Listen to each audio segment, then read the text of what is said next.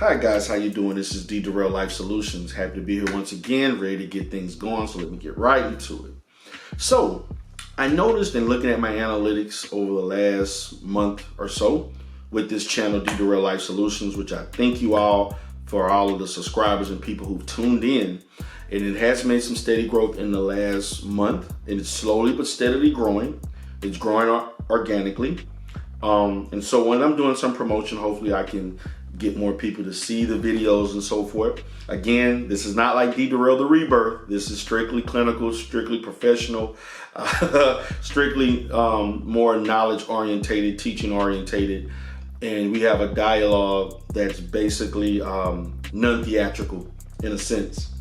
So I noticed that I had one particular video that actually did pretty well, and it had like twice as many or more views than the other videos.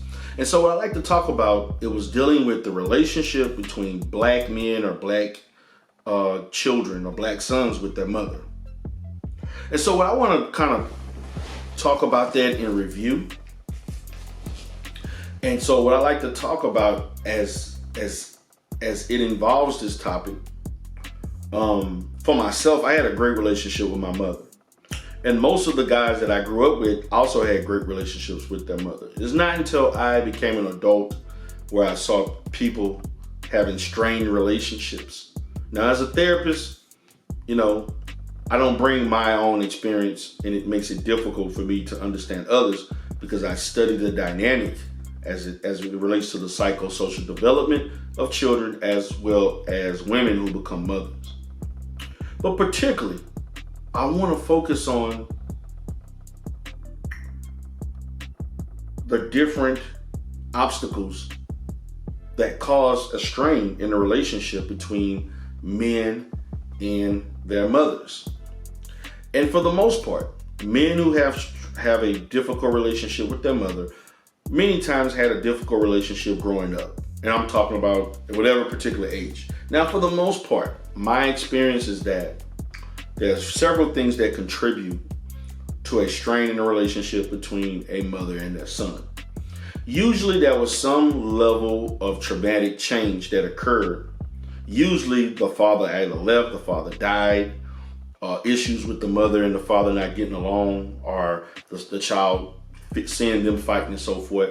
And particularly in most cases when the child is basically, by all just the way things just develop, living with the mother, the child may, or the son may internalize the mother being the reason that I'm not happy because I'm with her, but I'm not with my father or other people. And I also think that in that, because the mother is a single mother doing things on her own, many women attempt to try to be the mother and the father, which is a mistake, or they attempt to develop or take on masculine roles and also what they perceive as masculine qualities. The problem is that masculine qualities don't always come out that masculine to females. That's just like men who are 250 pounds that you may see on TV these days wearing a dress and lipstick. Yeah, it may look feminine, but just doesn't have the same effect as a female who does those things. Same thing for a mother. Unfortunately, I'm seeing, which to me is somewhat disheartening to me, that particularly on Father's Day and other different places where women are talking about they don't need men, and they're telling their sons they don't need men. And they don't understand how that negatively affect a child who's going to grow into a man, and you're telling him that you don't need men. Therefore, that child internalizes that some women think they don't need men. Some women think that they don't need men. We don't think about that. We don't think about how we say and do things that inadvertently affect the psyche of our children. And I'm guilty of that just like anybody else. So when you say that you don't need men, your son is 10, 12, 13 years old or whatever, he's constantly hearing you talk negative about men, constantly hearing you being adversarial towards men, constantly saying you don't need men. maybe constantly seeing you always with different men. That's a problem. So now you're teaching your child that this is what women do. This is what women do. This is how women function, particularly as a mother, as a lover, as a wife, or just as a person. So that can have somewhat of a negative effect on how a son, a male, grows up, how he grows up and treats other women. We don't think about that. But see, these are the things that I unpeel as a therapist. So these are things that women say. And usually, from my experience, most of the time, it involves the fact that there was a major change, relationship issue. It could be a variety of different things, divorce. Then we also look at the fact that this child's growing up seeing his mother attempt to try to be both.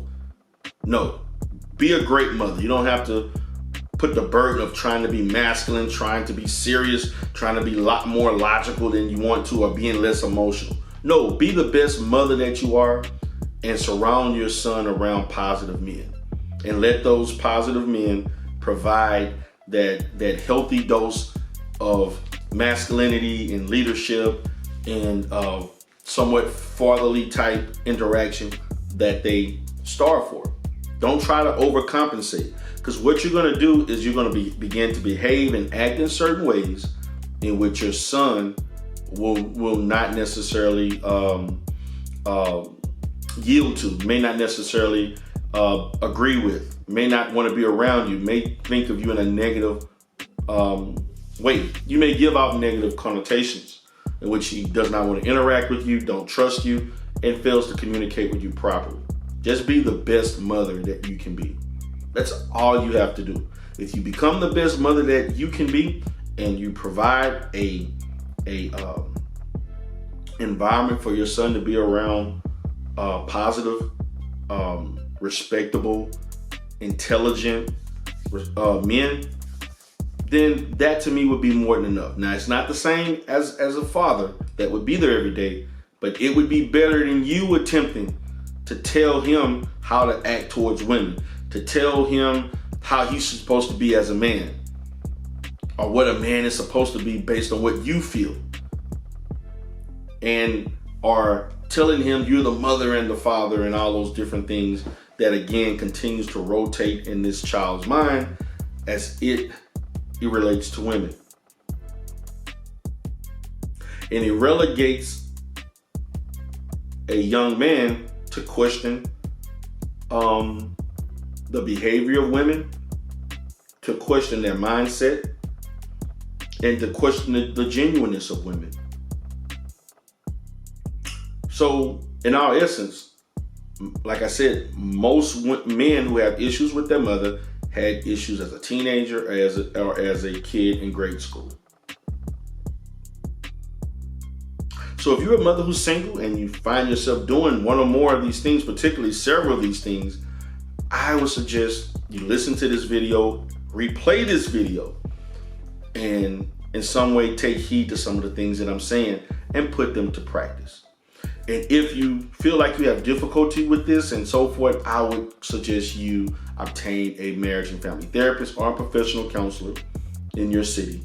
If you need a referral, let me know so that you can seek the proper services. I just think that would be the best way of doing things. Instead of having this strong sense of trying to do things yourself, being independent of that, I can handle it, you're giving off a negative effect toward your son. Your son does not see you as being masculine. Your son sees other men as being masculine. Your son will never see you as being the mother and the father. Your son will only see you as being a mother. So focus and be great on that. And so in that process, in that mold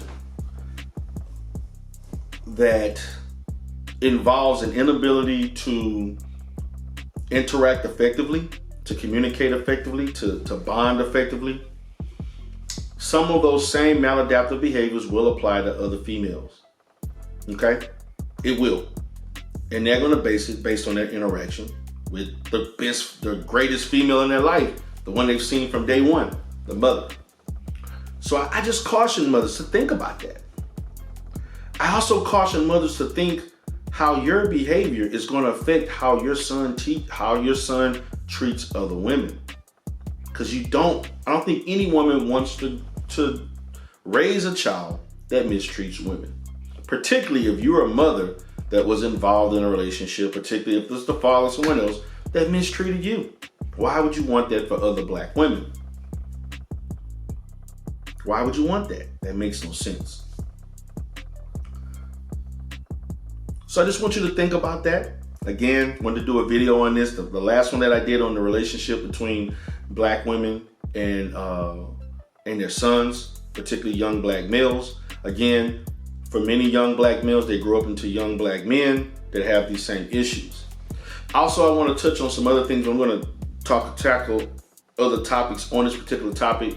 That's all type of other dynamics that I have not brought up in regards to a sense of entitlement towards the son putting you number one instead of their family, or if they're married, and things like that. In some ways in which how men allow their mothers to control them, men allow their mothers to hinder their ability of growth. Those things happen. And also men who are treated and spoiled by their mothers expect other women to treat them the same way. And that may not be the case. Again, these are things I'm going to talk about slowly but surely in future videos. But I just wanted to focus on just the primary interaction, the primary relationship, the dynamics of that, and how it in some ways developed over time.